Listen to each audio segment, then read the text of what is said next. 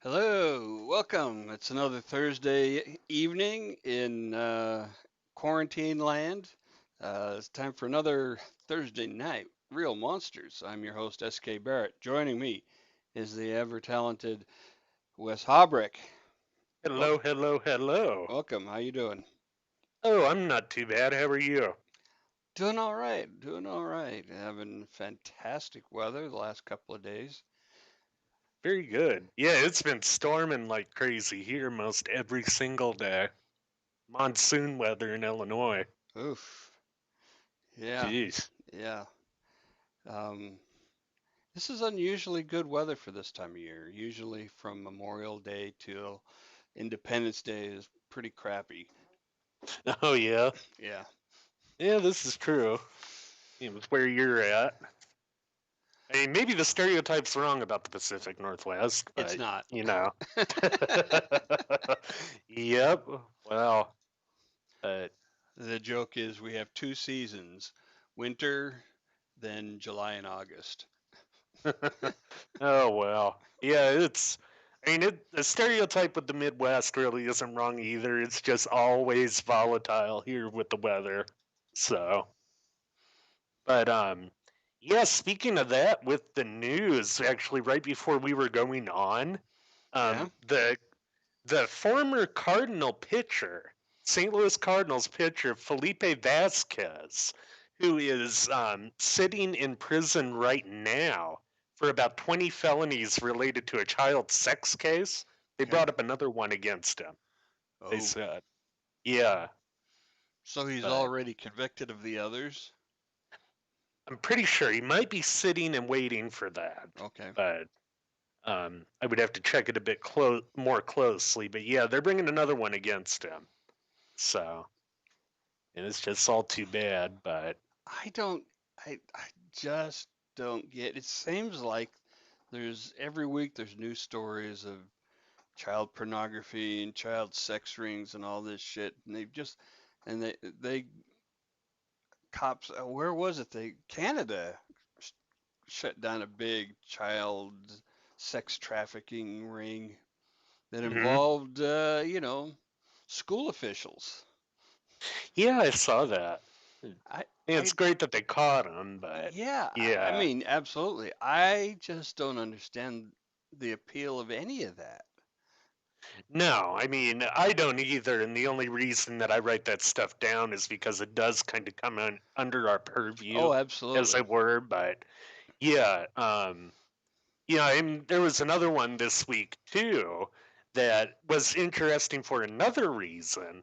It really reminded me of Ian Brady and Myra Hindley, and Oh, that's not just because it was England. yeah, But you had these two pedophiles who were married, and the wife was trying to help the husband rape a child.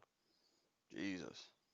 And these were two, I think you give them time, they probably would have killed somebody if they weren't caught. Yeah, that was definitely the case with uh, Myra and Oh, yeah. what's his name, Ian. Ian, Yeah. and also Fred and Rose West. Oh, yeah. I always Eh, forget about them, but yeah, them too. Absolutely. But yeah, and the other stuff going on, of course, Minneapolis burning. Just sad. I mean, I'm sure I've said it before. My relatives in Minnesota. I love that state. I do. I did some work there many years ago. Um, Oh yeah. Spent a lot of weeks there. Uh, Not a place I would want to live at just because of the weather, but I mean, I love the people in the state and I love visiting. what was interesting is we stayed at the hotel that later was used for the parking garage scene in Fargo. Oh, nice. Yeah, yeah, Well, definitely recognize that place. Um, um, oh, that's awesome. Yeah, that's actually where my family on that side is from, is Moorhead, Minnesota, right across the Red River from Fargo. So, but yeah, and that whole George Floyd case, man. that is bad news. And I was trying to understand that. I was trying to give people the benefit of the doubt, but I just don't see a reason you would ever put a knee on a suspect's neck when No, he's down. no. And I could understand the back in some cases, but the neck, Was I he? just don't Was get it. he? Yeah, haven't even been able to bring myself to watch it. And he was cuffed, he was restrained, he was on the ground, and they still had the knee on him. But You know, the thing that has been bugging me for a long time, for years, in fact, is this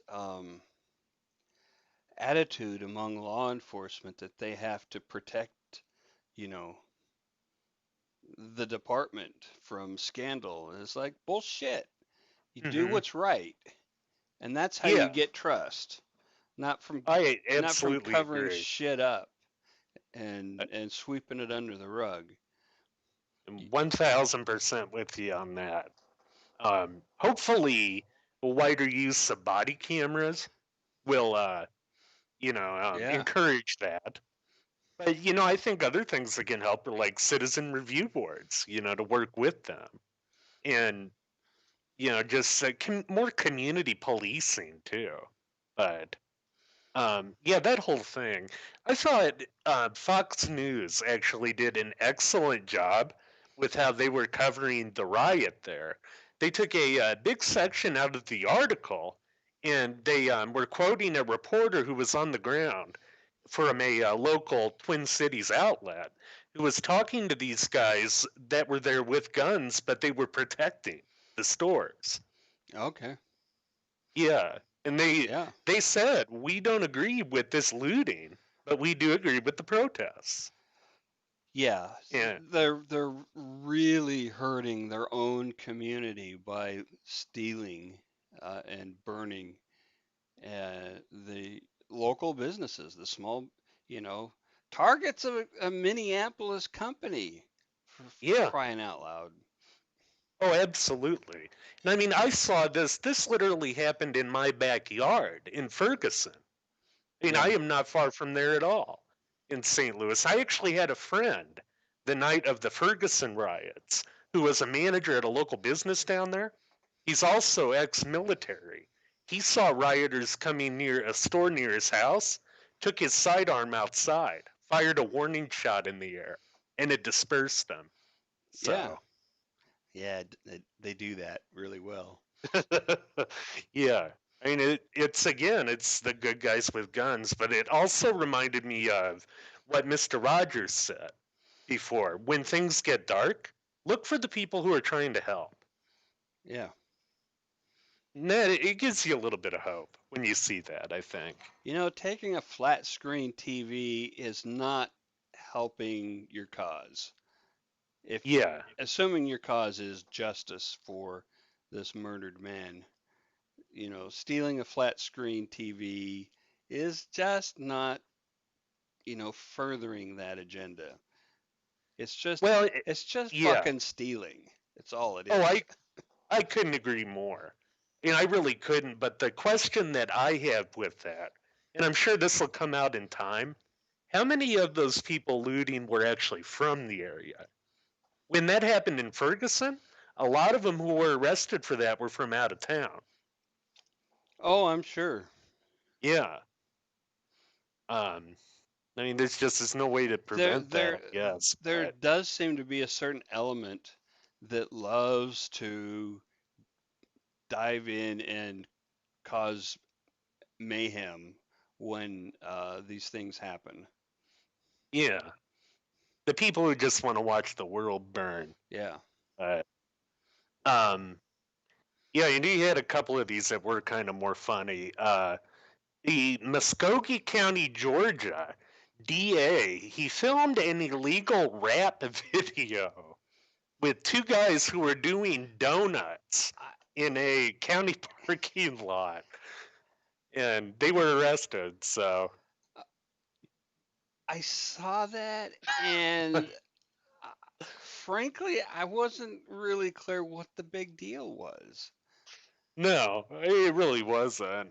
It's, I, they burned rubber in a parking lot, and Yeah, yeah. I mean, what's the big deal? I think that they were trying to say something about defacing or destroying government property, but it's like, so what? It wasn't that bad. No, But no. I think somebody's being kind of petty and trying to undermine maybe opposing candidate, maybe. it could be. I'm not sure. But oh yeah, and then you had the woman who was arrested for battering her boyfriend. Her excuse? She said he quote liked it rough. Yeah, does Um, that work when a guy says it? nope. Nope. Equal protection, people. Equal protection. Cuts both ways. Yeah, if you are, opposed to domestic violence, you got to be opposed to it going both directions because it does. I E wonder how much of that's unreported when it happens against men. Most of it. I think I've seen numbers in the 80 to 90% of it is unreported. Wow, man. But oh yeah, he had a another interesting item. This one came out of St. Paul, and the it actually involves the Church of Scientology, but not in the way you would think. There was a guy who was brought up on charges for shooting a mugger in a parking garage. And it Okay. turned out he was a Church of Scientology employee, but they just dropped the charges against him. So What? it sounded Oh, like pretty clear cut self defense to okay. me with what happened. But So the Scientology employee was the mugger? oh, he was the guy who shot the mugger. Oh, okay. Yeah, yeah. Um, oh, and then you had remember the fire, the arson at the Kyoto Anime Studio last summer? Yes, We talked about it on this segment of the show, I think. I think we They did. finally made an arrest with that. Really? Yep, this past week. Oh, and then the last rather funny headline. This one out of the Ukraine. A woman was caught on tape taking her knickers, was the son's verbiage for that, taking her knickers off and using them as a face mask. After the person at the post office said, I'm not serving you without a mask. So, A for effort on that one, I Oh, guess. yeah. And I mean, come on. You Yeah. know what's crazy is that it it it's this stu- s- mindset that you see all the time. It's nothing new, but Mm, these petty rules and petty rule enforcers that are more. I mean, it's just fucking TSA bullshit all over again, right? yeah. Take your shoes off. Why? Well, one time 20 years ago, some guy, you know, Mm, you know, cover your face. Well, covering your face with most things is no better than not having a cover at all. yeah, I mean, it really doesn't do a lot. Uh, Personally, I think a lot of that is tied to property rights, too, once you get down to it. If you're talking about a private business that wants to mandate that, yeah, they should have every right to. Oh, absolutely. I'm just saying, Mm, if you're gonna say you need to be protected, then make it not just some, you know, piece of satin that you mm, pull off your ass, literally, because it yeah. because it because it's fabric and it's over your face. Yeah, probably won't do a whole lot. But Uh, yeah, that was at a post office, too. So I have a real problem with stupid rules. yeah, heard that. But yeah, definitely. That was all I had for the news Okay, this week. another very strange case this week. Bizarre, most definitely. And before we get into this one, Yeah. we need to make it clear to people this, although the first incident happened in 1982, is still an active investigation with the NYPD's Arson and Explosives Squad, the ATF in New York City, Alcohol, Tobacco, Firearms, and Explosives now, ATFE, and the U.S. Postal Inspection Service. Oh yeah. So, what that means is they are holding quite a bit of info back. Right. Uh, and, you can't blame them on that. They have to have it as leverage if they ever do pull somebody in. Yeah, yeah, But it, yeah. You can't, you know, you can't be disclosing everything yeah. Oh, absolutely. when it's considered an open case. And it's what, 38 years? Yeah. Yeah, till the first one. But that also means that a lot of what we had to do with the sources with this was cobble it together. And what I have are about 25 different news articles is what I use Wow. to get all this info. Um, and all of them share, different pieces of what's happening. But I'll do my best to present it. Cool. Um, Be sure and let me know what images you want to see sure. as we're Uh, going along, if it's you not know, real clear. let's do that. Let's start with the image of the house in Brooklyn. I believe it has a black timestamp and date stamp under it. Ooh. And to start people off, to get you in the headspace, May 7th, 1982, it's the Friday before Mother's Day of that year. And we're in a modest, I guess you could say, middle class neighborhood in Brooklyn, New York, one of the five boroughs. We're at the home of 54-year-old Joanne Kipp and her husband Howard. They have two children, one named Doreen, who lives in Connecticut, and another named Craig, who's 28 at the time and lives literally 1,000 feet from them, just around the corner in an apartment. Okay. Yep, that is their house. It's around 4 o'clock, and the Kipps, Joanne and Howard, have plans to go off to their vacation home in Lake Hayward, Connecticut that day. But it's around 4 o'clock, so Joan is on her way home from her job at a local junior high school as a guidance counselor. And her husband, Howard, he's out in the garage fiddling around with something around the house.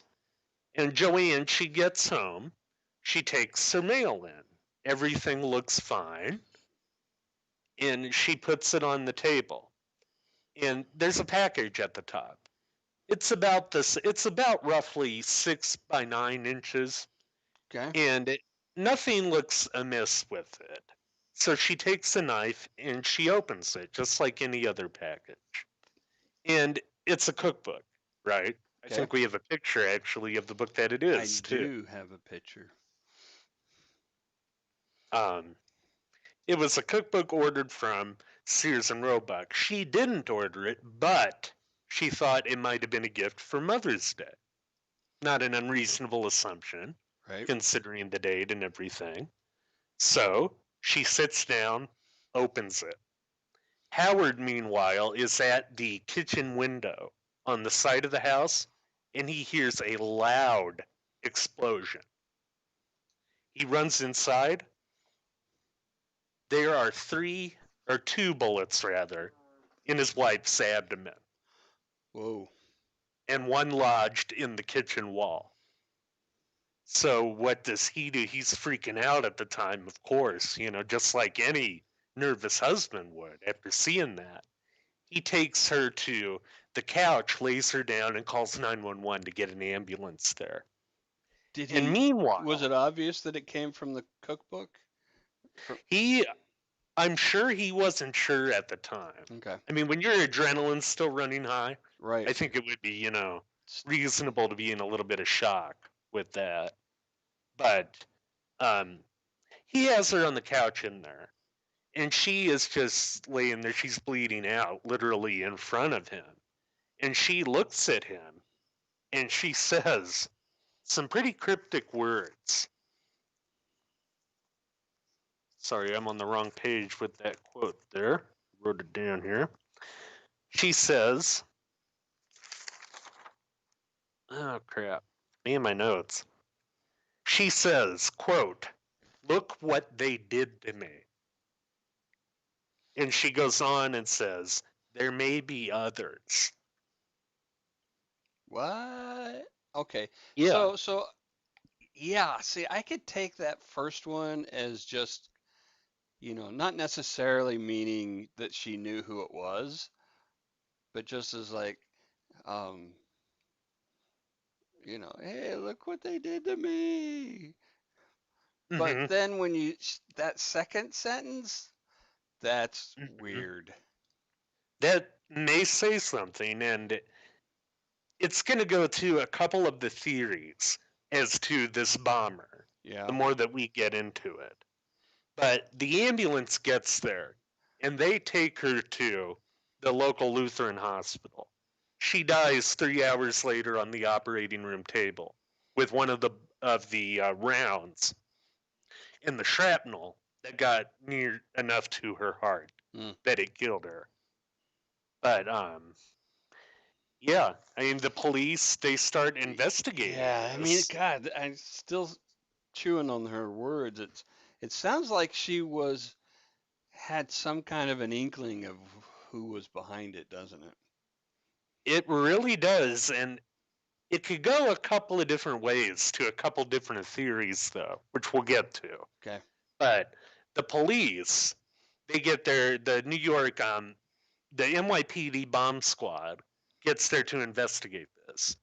They find the device is was hollowed out inside this cookbook, Okay. and what it consisted of, which we have some of the parts here, were two 6-volt D batteries, wires over a metal plate that were looped into light bulb filaments.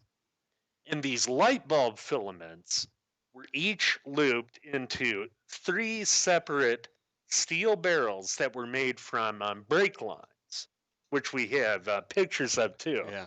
And the reason that I fished those out, honestly, when I first read the brake line thing, it made me think of rubber, of like a No, rubber no, no. hose. There's too much pressure. Hmm. Right. They Well, couldn't be rubber, yeah, I mean that was the but they are press's flexible. bad writing with it, but um, yeah, Brake lines are a high pressure tube hmm with pressure couplings on each end, but they're flexible. yeah, yeah, and the barrels, these things served as the barrels for the 322 rounds that were in them. Three That's separate barrels, interesting. 322 rounds, and each of these had the light bulb filaments hooked in directly to the gunpowder beneath them.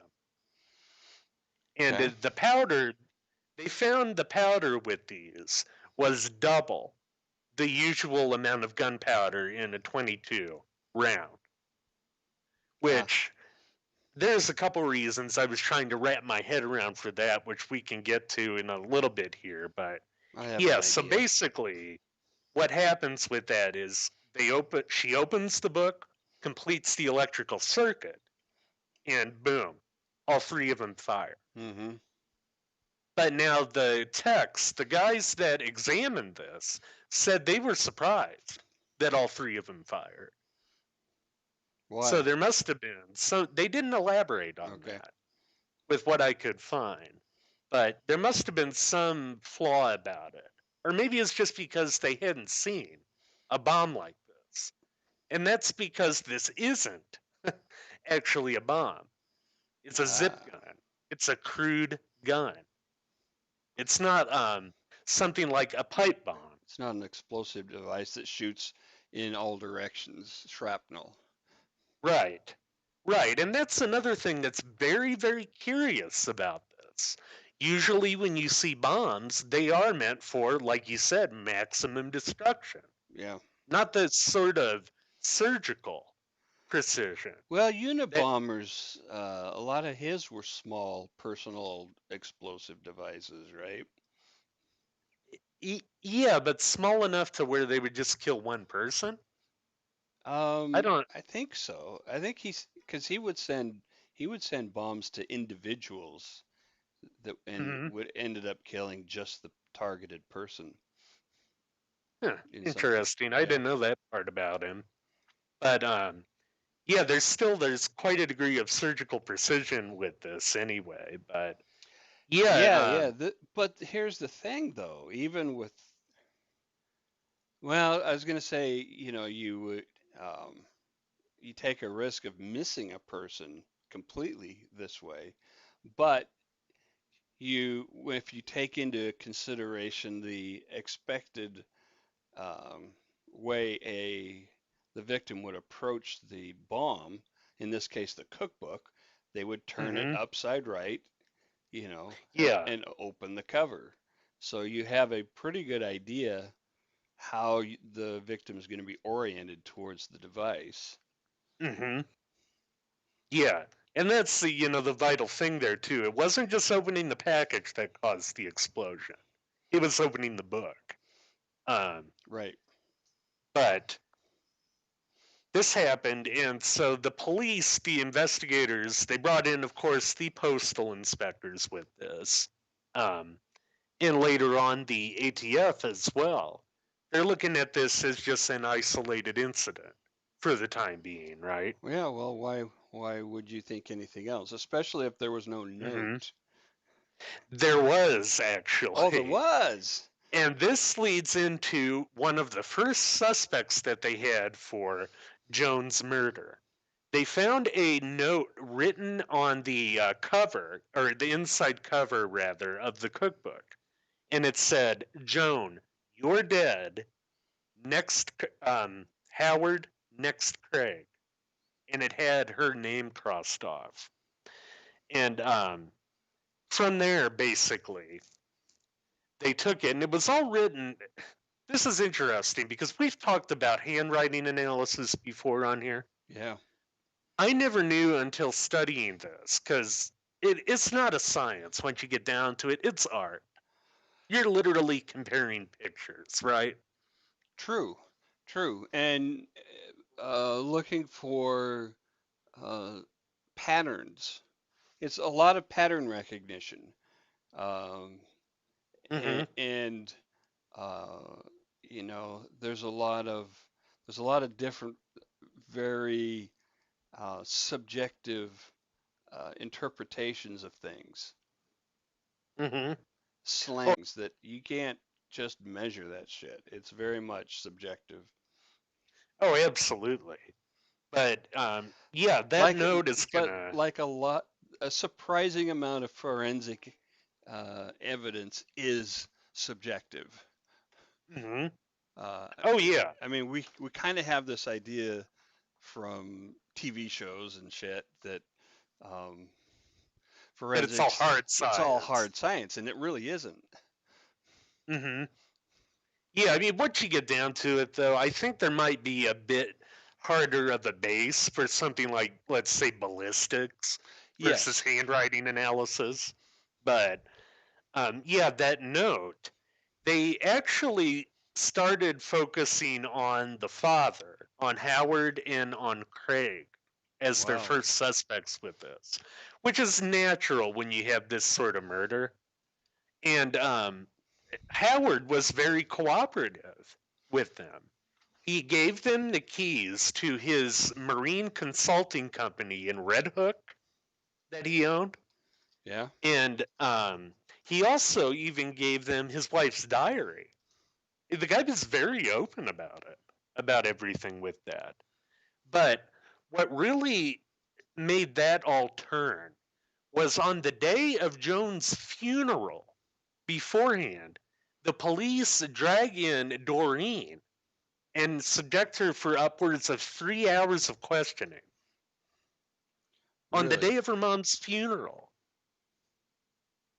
which just it made no sense to me as a tactic.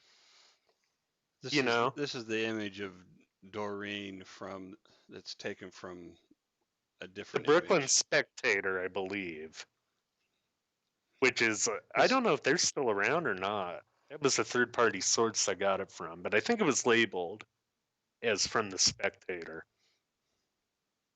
Yeah, that is Doreen.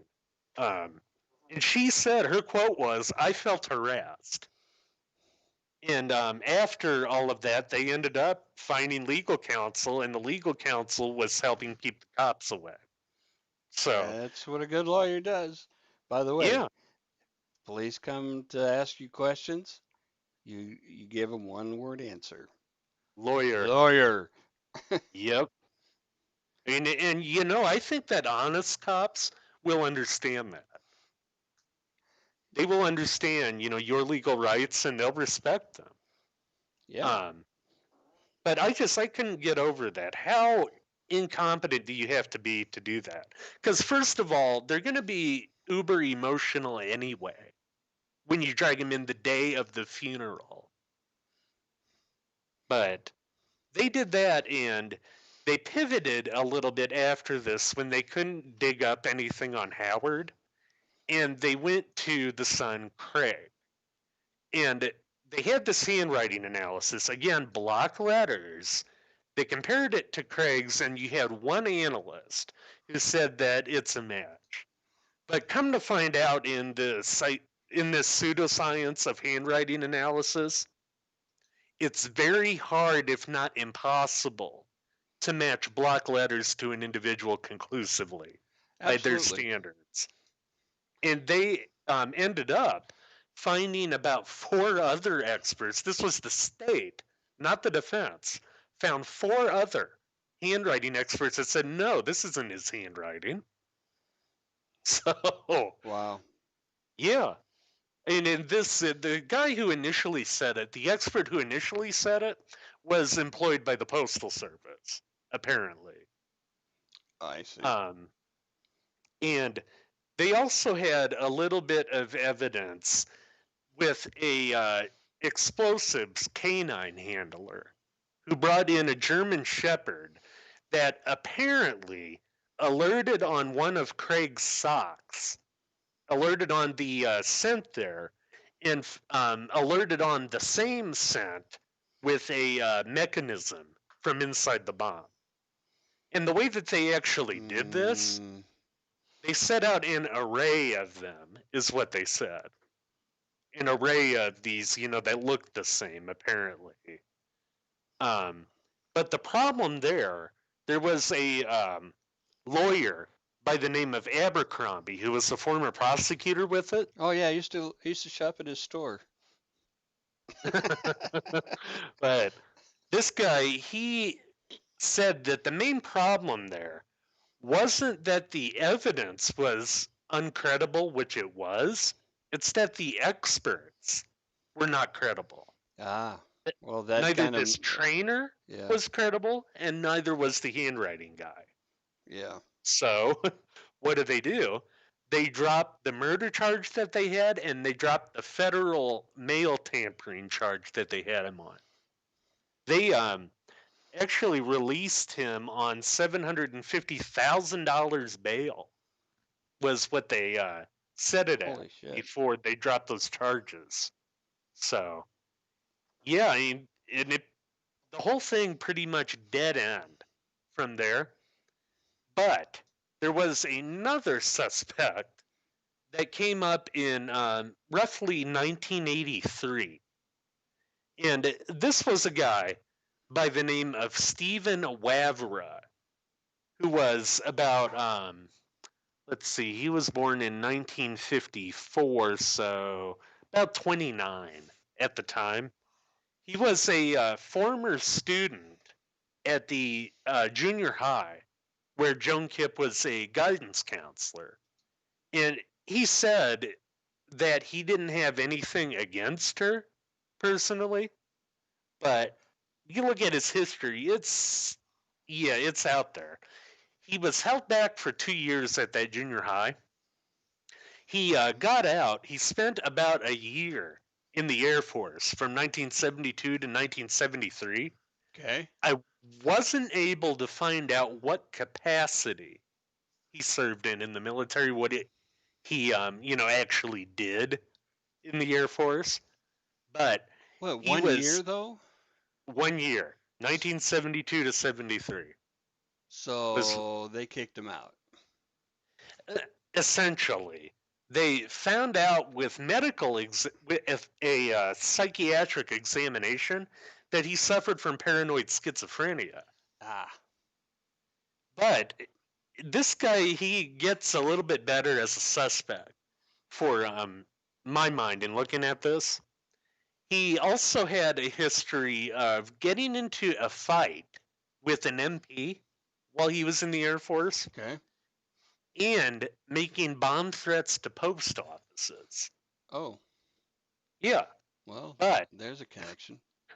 it gets even better with this. The whole way that they even got a bead on this guy in 1983, they were investigating him for unrelated stuff. They went into his apartment, I would assume for a search. They found bomb making materials on his stove. And apparently, they found a device that was similar to the cookbook. Okay, so Yeah. one of the problems that I have with the way the law enforcement and the press defines bomb making materials is you could go into any guy's garage who knows how to make shit and fix shit, and you can call hmm it bomb making materials. I mean, this is true, but they also found a device that was similar to the book. Okay, if you find something that's constructed or partially constructed, that's a different hmm story. Yeah. But Well, and this was. every guy in my family has a garage full of wires and gasoline and fertilizer and batteries and nails, you know, Oh, sure. and Yeah, pipes definitely. of different kinds. Oh my God, it's bomb making materials. Well, no, that's just household maintenance shit. Well, oh yeah, I mean, most definitely. But yeah, one of the other charges that they said was on his rap sheet Yeah. was possession of noxious chemicals. I couldn't find any clarification on that either, Hmm. what that even means. But that was on there, and he spent, a lot of time in prison throughout this. He was actually in prison when Kip died. But they had a theory with this that he mailed the parts to his roommate and his roommate constructed it. I don't know if that pans out, but and it could be. But Yeah. the saga of Stephen Wavra doesn't end there. Come 1995, Okay. when we get into the middle of when these other bombings are happening, that which we'll talk about, they found him in a Brooklyn library with another bomb that was similar to the books, but was filled with exacto blades as shrapnel. Okay, they caught him in a library with a device. With one, I'm not sure if it was weaponized yet, if it was ready to, be used, Yeah. but they caught him with, again, something similar. Whoa. Yeah. And That's the yeah. last, That kind of makes you think he might be the guy, right? yeah, I mean, it really does. But the last mention that I saw of this guy in the press was in 2002 when the New York Daily News caught up with him for an interview. And he was in prison, a federal prison in Beaumont, Texas, for possession of 22 shells by a felon. Oh, They gave him 90 months for that. really? Seemed like, yeah, it seemed like quite a bit for just For just 22 shells. ammunition? Yeah. But 90 months. yeah, he also said That's he was going to write his own history of this case. So, but there's some more weird tie-ins with him with these other bombings too. But let's just keep him in mind and sort of table him a little bit as a suspect for now. Skip ahead from 1982 all the way to 1993. This was when our next package was delivered to retired New York City sanitation man Anthony Lenza at his home in Staten Island. And it was actually picked up by his relatives and brought to their vacation house in the Poconos, Pennsylvania, northeastern PA on the New York border. And they brought this one in, which was shaped like a coin case, a blue velvet coin case, which I think we have a picture of we too, just do. Boop. if people want to see that. Um, and they brought this one in and opened it. It explodes again with three 22 shells. One of them hits Anthony Lenza. One of them hits his boy, who is there, and one of them hits his 11-year-old granddaughter, Oh, Liza. Now, luckily, while all three of them were injured, none of them died. So, oh, I mean, that's good. that's great. But they were, looking at that, and yeah, that happened too. And again, with this one, is interesting because, like in the Kip case, there were two barrels pointed in one direction and the other barrel pointed in the other direction, exact opposite. And again, all of them were at So about the two forward and one opposite. yes. Okay. And one officer, one investigator, said it's almost like he is trying to take out somebody on the opposite side of the room with that one. Mm-hmm. So, two people with one. But yeah, and they were at about the angle, like in the Kip case, where they would have hit um, vital organs in the chest, Yeah. vital organs or higher. So, yeah, you had that one. And the next one So that was wasn't, 10 years after the first one, right? yes, 10 That's a years. long cooling off period. It is. And I mean, it we brings, see it from time to time, but not frequently. no, we really don't. And between these two, the investigators said that they were pretty certain this was the same guy. And I would be inclined to believe them considering the amount of detail that they withheld from the Right. press. Right. Um, but there is this idea out there that, and this goes back to what Howard said in 1982 in an interview with the Brooklyn Spectator, where he said that he thought it was a joke gone bad by one of her students at that school. Hmm. Basically, maybe one that was suspended or what have you. That could fit the bill for Mr. Wavra if you look at it. If Yeah. it was a joke gone bad, and it, as That's partial evidence for that, what he said was that his wife's cryptic words yeah. meant that she wanted him to call the principal at the school to warn other teachers. Hmm. That's what he thought that meant.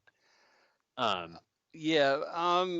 Generally speaking, pranks involving bullets are not really pranks. yeah, yeah. I mean, I agree. A prank gone horribly wrong. Um, which, well, we'll get to that other theory here after we talk about a couple If more you're of these. gonna do a prank, you have a maybe a tiny amount of black powder that just goes poof, or maybe a little tiny bang, And it's shock. Ha ha ha ha. Not a live Surprise. round in it. Not a live Right. round. Yeah. Not a Yeah. barrel.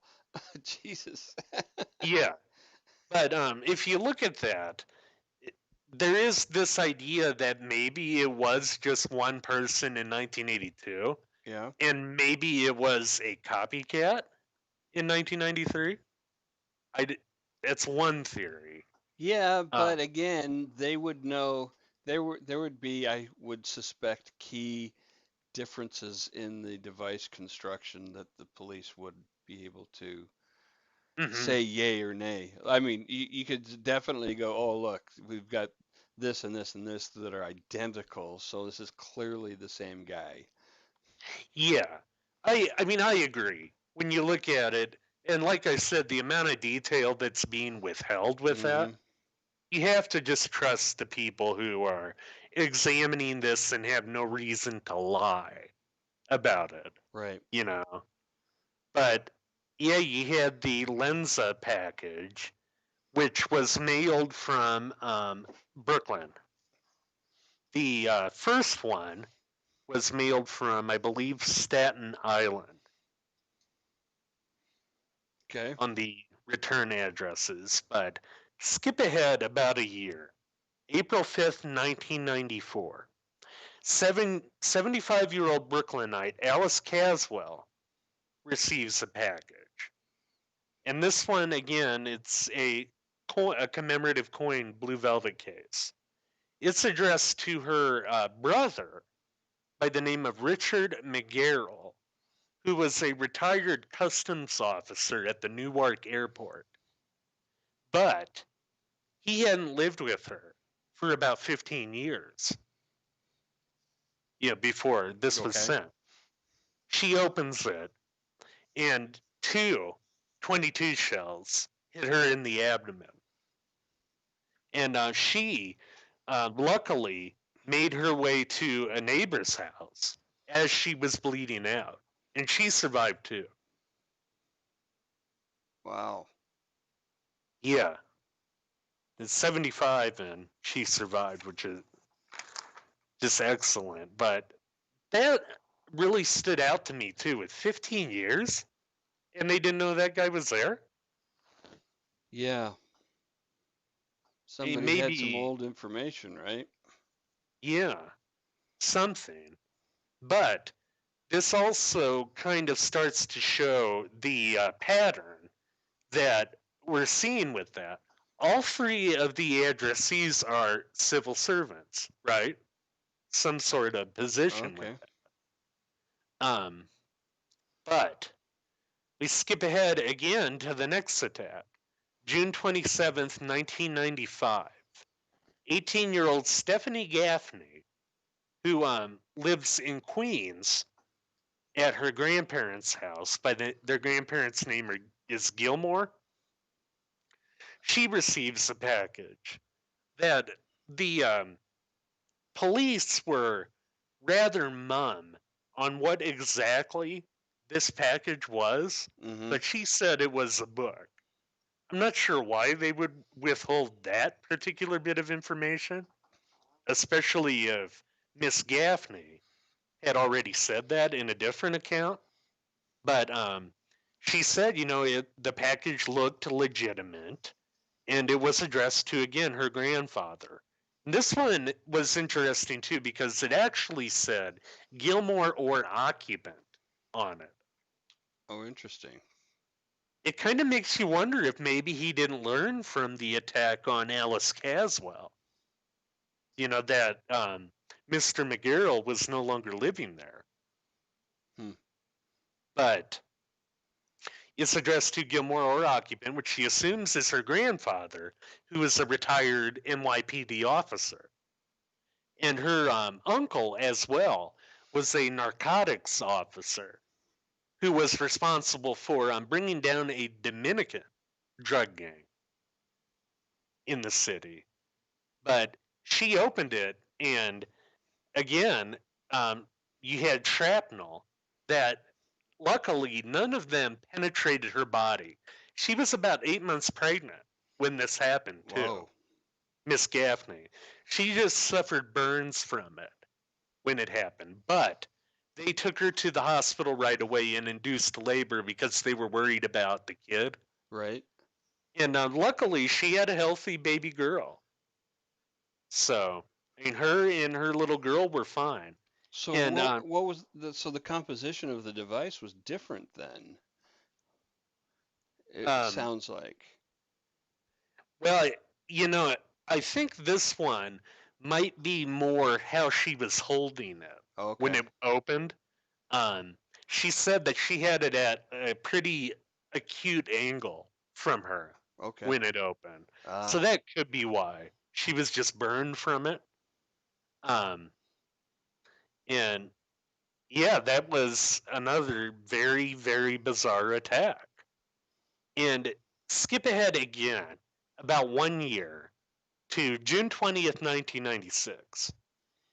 There's a retired real estate agent by the name of Richard Basile who received a package that looked like a videotape, which it was addressed to his wife, who also worked in the real estate office with him. okay.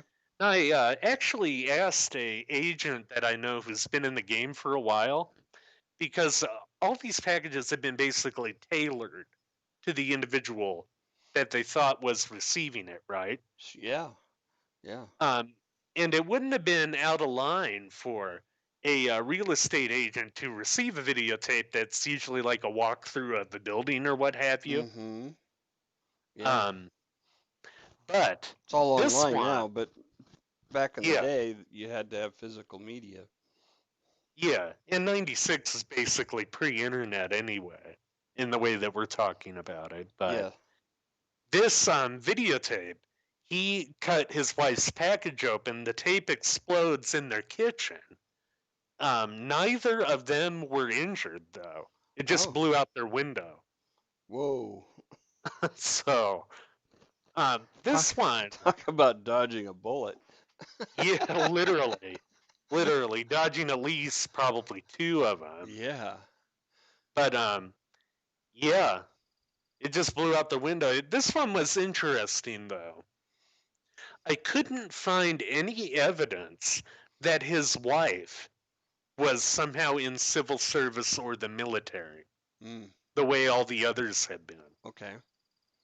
But interestingly, on this package, our guy was getting a little bit more bold because guess what he put as the return address? March of Dimes of Greater New York. What? Yeah, yeah. Um, the police said it wasn't their official label on it, but he apparently used their name and address. Hmm. So that after that attack, they pretty much just fizzled out. Really? There They just. hasn't been another one. It just stopped. So, the guy that was our early prime suspect. Stephen Wavra. Yeah. So, is he still alive? Was he in prison? Could he have was he free to do all of them? And did he ever get incarcerated or hospitalized or dead or anything like that after My that last one? understanding, he's still alive. Okay. He would be about, well, when did I say he was born? He'd be about, what, early 60s, roughly, Okay. right now. But he wasn't out of prison that first time until 2005. But there are some other kind of fishy connections here. And maybe they're just sort of general, maybe they don't mean anything. But police who thought he was a good suspect found records of either him or his roommate in the computer of local pharmacies next to each of the victims' places of residence or very What? near. I don't know how they thought to check that, Right? but they found these Yeah, why records. why pharmacies of all things? it makes me wonder. They didn't even give a name of the roommate in any of the articles that I read, but it Okay. makes me wonder if he didn't have a history of drug abuse. Maybe he was doctor and pharmacy shopping, Hmm. and that was how they thought to do that. But with the connections there with Wavra, they said that it always popped up at a pharmacy or somehow in the victim's neighborhood, but they could never pin down why. It was just always there, and it bred more questions than answers once you get down to it. Yeah, that is very curious. Yeah, why they would be in all of those. Yeah. But, you know, um, you can you can make a case based on probabilities like that. Like it's like this is completely outside of random. Hmm. Um, Yeah. Oh, absolutely. I mean, when you look at all of the amount of pharmacies in the five boroughs of New York City, on hmm top of it, right. but yeah, they could never figure out a connecting thread there. But there was the other big theory that one camp of the cops was looking at is interesting because you had these different investigative camps that cropped up among these different agencies and people looking at it. You had the cops that still liked the Kips for it, even with these other bombings. Really. Yeah. Oh, Well, and then you had, I swear to God, some detectives, man, they're like a dog with a bone. yeah, they kind of get myopic about it, Yeah. you know? I mean, they do get myopic, but in it, for my money, there's really nothing that ties the Kips to any of this once you look at it. I mean, and with Craig, they were trying to make the argument that because Howard's business involved installing various electrical devices on ships' boilers, that Craig somehow knew how to build those bombs from that. What? Yeah, Oh, come on. that doesn't follow to me at No. all. And in fact, Howard said that to them. He said, "This kid hasn't even taken physics, and you expect him to build a sophisticated mail bomb." Right. And in fact, one of the postal inspectors, he had an interesting quote where he said, "There are no unsophisticated mail bombs. You have to have a good degree of sophistication to build one. Period," Yeah. is what he said. I mean, you don't necessarily acquire that in school, but you've got to have some hands-on, you know, uh, Yeah. understanding of the forces involved and the mechanics involved and the engineering involved. Oh, definitely. And I think that this guy, it's pretty fair to say, had a knowledge and an understanding of guns and how they work too. Yeah, He'd have to. yeah, But yeah, you had these two different camps. You had the one who liked the Kips, and then you had the ones who were looking really close at Wavra and liked him for it. yeah. And it sort of went on from there, and they can never get enough evidence for anybody, Wow. any of them. Although there was one cop who said in 2010 that we might just be one interview away from solving this. Um, I don't know exactly how, but Well, I mean, that's always the case, isn't it? yeah, and they were being kind of weird with how they were dropping some of the information. That same year, there was a cop who said, and I quote, "We have a new development." And the only elaboration that he gave on that, "This is an ongoing investigation." He didn't say anything else. Hmm. It seemed very weird to me that you would drop just that bit of information without saying more. Well, it's probably a good thing you didn't say more because it sounds like it didn't pan out. Yeah, yeah, yeah. I mean, it definitely didn't, but yeah. I mean, for my money, again, I think Wavra is one who probably could be looked at more. Is definitely a better suspect than the Kips were. Yeah. So it sounded to me like you had some people who were trying to railroad that family. And it turned out with that, Howard remarried and moved to Massachusetts. Not sure when he died, but he probably, I mean, it was 2002 and he was 77, I think, Mm, when they were talking to him. And Stephen Kipp, he was going to move with his wife Susan out to San Diego before his mom was murdered. And it turned out they moved to Connecticut. And he had a job at a computer place as a foreman doing something. okay. And he lost that. And when they caught up with him in 2002, he was just a cashier at a 7-Eleven. So it sounded like it kind of destroyed that poor kid. Yeah. I've said it before in this show. Murder kills families. Yeah, it really does. It's just very sad. Yeah. So that was a big part of the case that they were trying to build there. The cops first hypothesized that Howard fired Stephen from his job, and from there they tried to basically spin this narrative that Craig rather he fired Craig from his job. Sorry, I'm getting too confused there for a second. Yeah. That Howard fired Craig, which Howard said was unequivocally wrong, in that from there, the hate for his parents just festered and festered. And Howard again said that's unequivocally crap, was his word.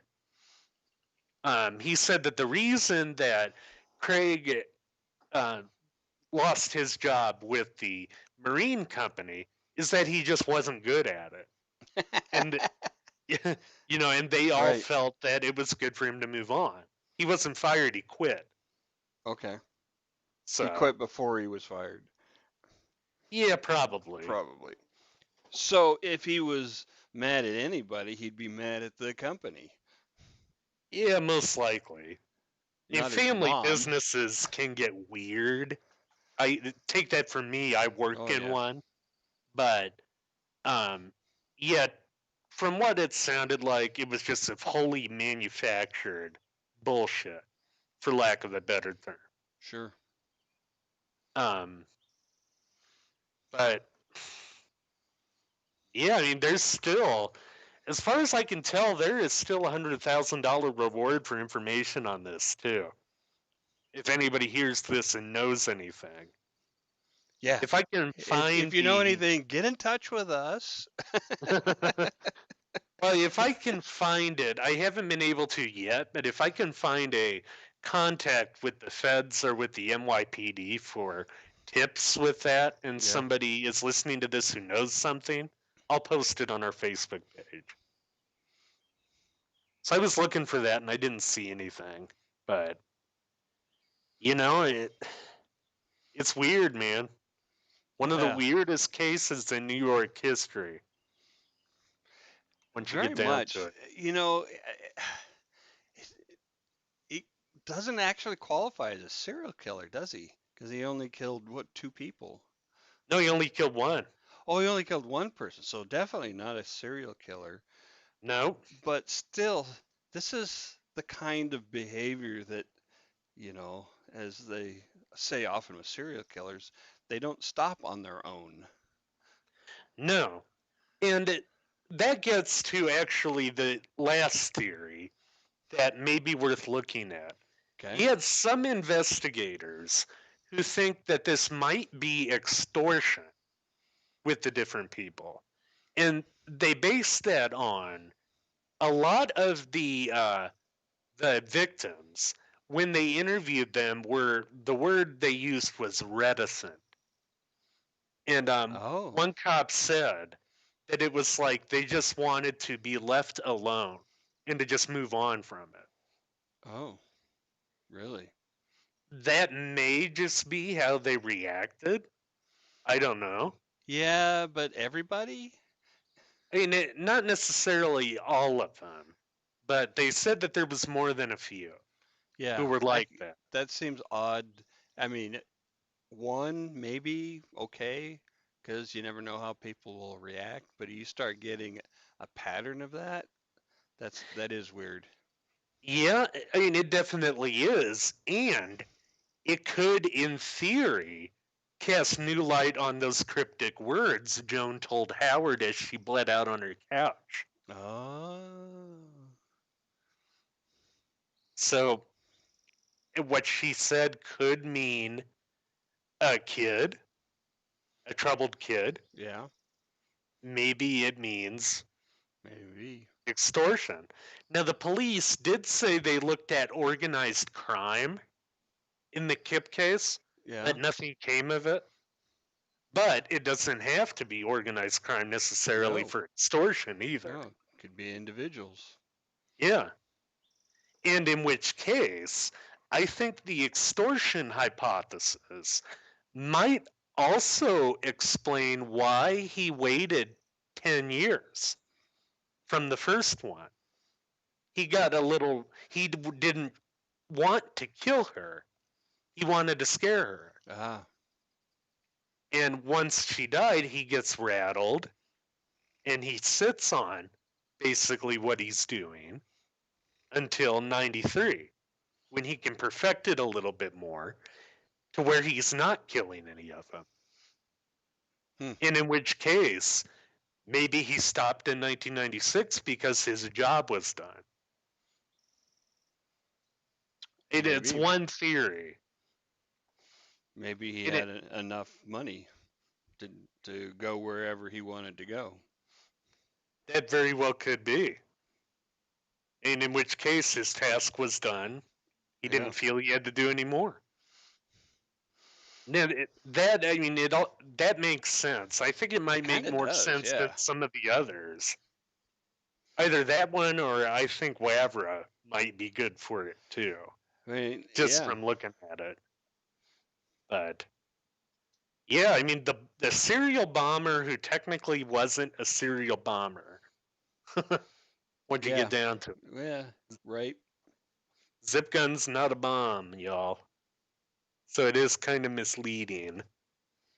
But yeah, those are just some of them that I found on the net. A lot of those were actually made in prisons, where zip guns can be very popular weapons along with shivs that they seize. Gotcha.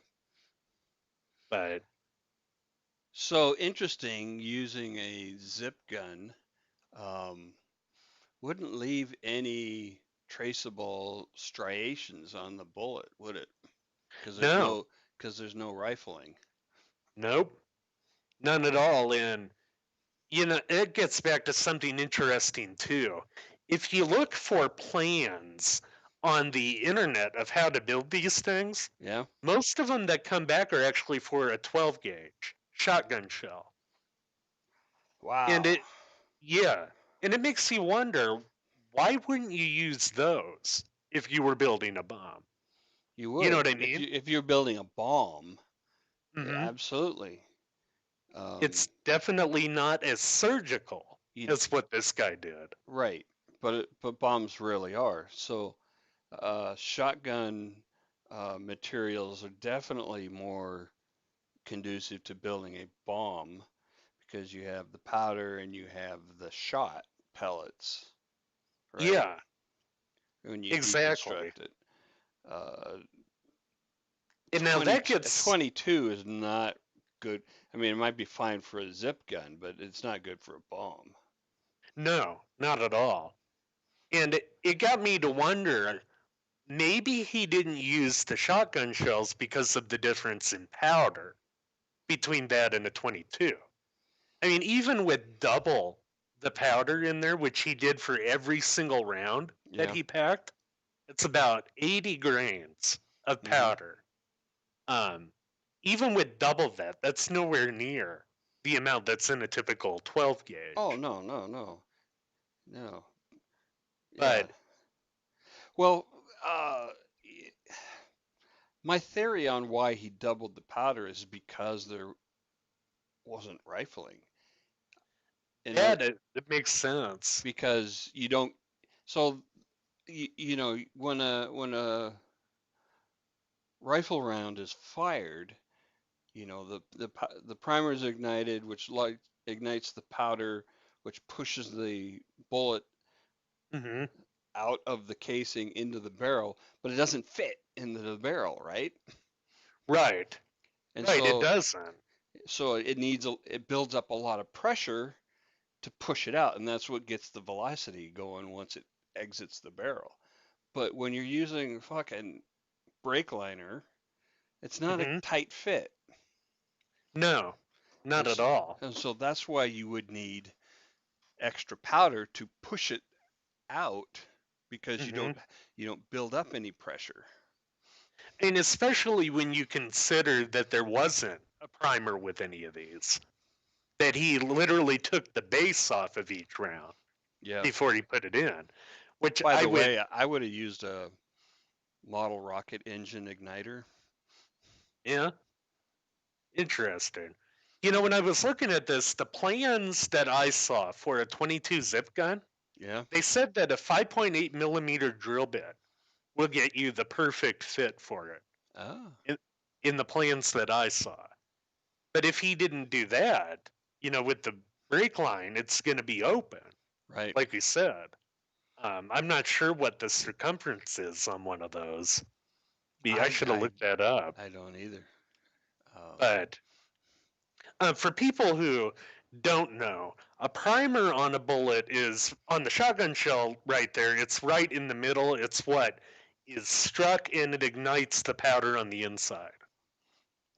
Yeah, it's a chemical reaction from the pressure that causes the ignition of the Hmm. primer, and then the primer, when it fires up, it lights the powder.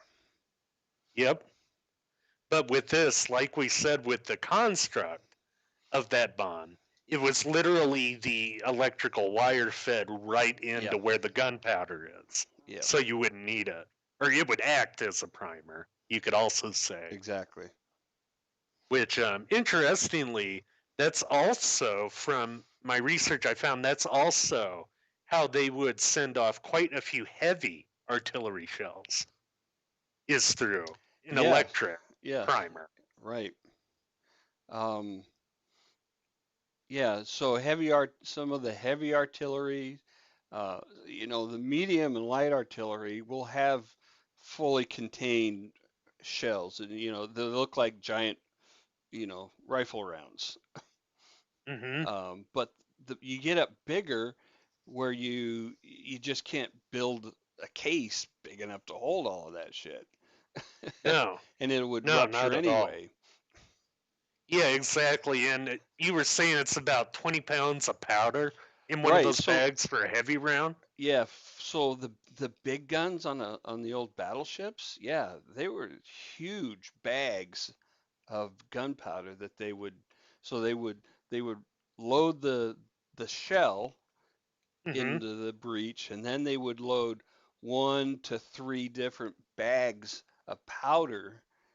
Jeez, that Yeah, is a lot of gunpowder. there's a lot. Well, the shells weighed as much as a Volkswagen, Yep, and they could yep. shoot those over the horizon. Wow. So yeah, But yeah, and you look at that, and like we were saying, for again people who don't know that much about ballistics, the gunpowder in a bullet is measured in grains. And grains, I had to look this up when I was doing mathematical conversions yeah, between the shotgun shell and the 22 shell. yeah. There are 7,000 grains in a pound. Okay. So in a 20-pound bag, you're looking at 140,000 grains of powder. And in a typical 22 shell, you're looking at 40 grains of powder. Wow. Yeah. And well, that is in a typical 22 long shell, Right. which I assume he used because those are more common than a 22 short. Yeah, I would say, yeah, the longs are the longs and long rifles are easier to come by, generally speaking, but they're none of them. It's hard. It's not hard to get any of it. Yeah. I mean, Well, in you the can go down to commonality. this just the sporting goods store and get it. It's not difficult. Yeah. And And they back in wouldn't the ask a lot of 80s, questions. back in the 80s, you could just go to the hardware store. A lot of them had it, you Oh, know. sure. Well, and that's the same way with the 12 gauges, too. Yeah. There wasn't a lot of questions asked, like Nope. we were saying. Nobody's gonna ask But a question. yeah, and Except that is maybe what are you going very, after? oh, yeah. Well, and that is very, very important when you're looking at building something that is a bomb or a zip gun bomb, is commonality, because the more common the stuff is, the less they're going to be able to trace the ingredients that are left. But so here's the weird thing though, is you could just buy the components. You can buy a can of smokeless powder Hmm. and bullets of whatever caliber you want. Eh, not 22 though. I take that back. You probably cannot buy just 22 um, slugs because nobody reloads it because you can't. Hmm. Yeah, it wouldn't totally be worth it. I Well, came not only worth it, across, but you can't reuse the brass. very true. Yeah, I came across quite a few forums about reloading a Hmm. lot of ammo when I was looking through this stuff. I've done a little But, bit of it too, um, mhm, years ago. interesting. I'm sure quite a few people here have too. We got so many hunters in this area. Yeah, if you're gonna shoot any quantity at all, you gotta reload. Hmm. But yeah, I mean, I would assume even in New York City, with their stricter gun laws, they wouldn't ask a lot of questions, No, even back then. But no. The questions are asked about the weapons, not about the ammunition. hmm, oh yeah, You just but have to be of age.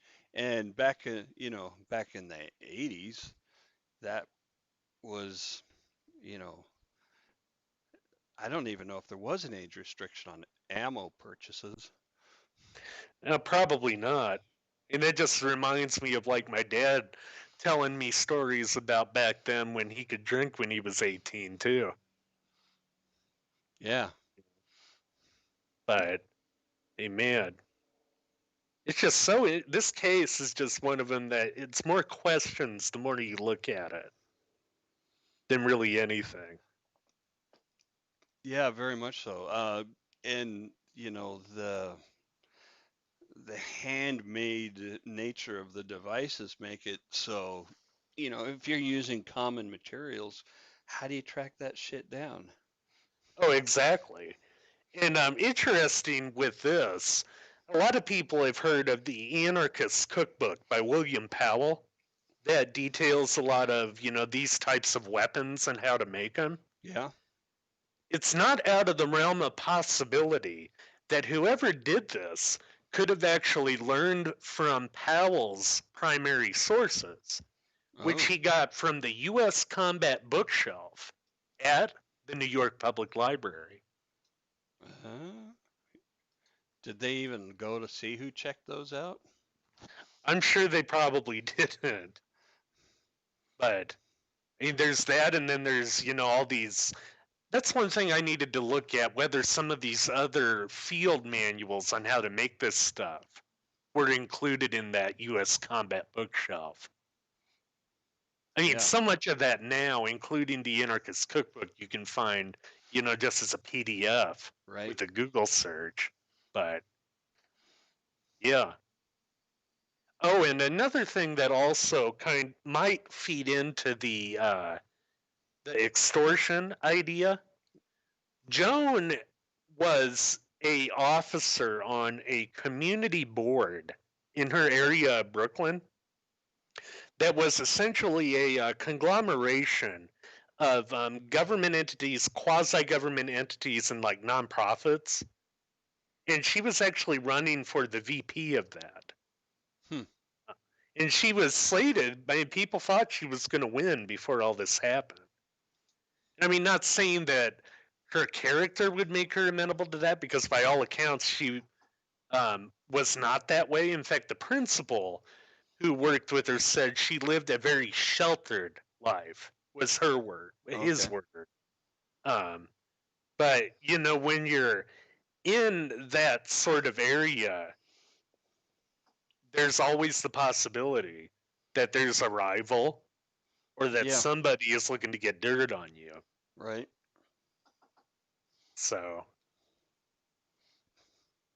possibility, man. Extortion. Yeah. I mean, it makes a lot of sense. It makes sense of how it is a way that these people could be connected. Hmm. Yeah. That they hadn't seen or what have you. But yeah, I mean, I think it's totally wrong how they treated the Kips there. And at the very least, Wavra was a better suspect than them. Yeah. Yeah. Well, we got to do a better job of training up our investigators and detectives and prosecutors, and better job of incentivizing the right things with these people. Yeah, and ways to make sure that these cognitive biases don't happen. So, you know, I'm not trying to, you know, Monday morning quarterback the hell out of that or anything. You know, hindsight is 2020, but I think it's not out of line to ask them to learn from these sorts of mistakes too. Well, yeah, but then the problem is if they don't have the right attitude, they're going to say, "What mistake? I was right. Hmm. We just couldn't prove it." Yeah, and even showing them all the evidence that says they weren't right, they'll still stick to it. Exactly. But yeah, that is That the is it. weirdest serial bombing case in U.S. history, I think, arguably. Ah, absolutely. So, you know that Not the no, most destructive by any means, not the huh? most terrorizing by any means, but definitely weirdest. Yeah, I mean, you're talking about somebody who didn't leave any sort of clue as to a demand beyond maybe that one note in the Joan Kipp cookbook. Yeah. You know, and And you usually got guys like the Unabomber who leave a full manifesto. right, you just can't shut them up. Yeah, yeah, and that's one thing that actually Stephen Kipp or Stephen Wavra did was write a manifesto. It was like 250 pages and rambling, but it had nothing to do with bombings. Ah, So could be connected, could not be connected. we may never know. Yep, In fact, might I would not. bet that that's the likely case. I would bet so as well. It is a fair assessment. All right, then. Thank you, sir, once more for exhaustive research. My pleasure. Good night, everybody. Good night.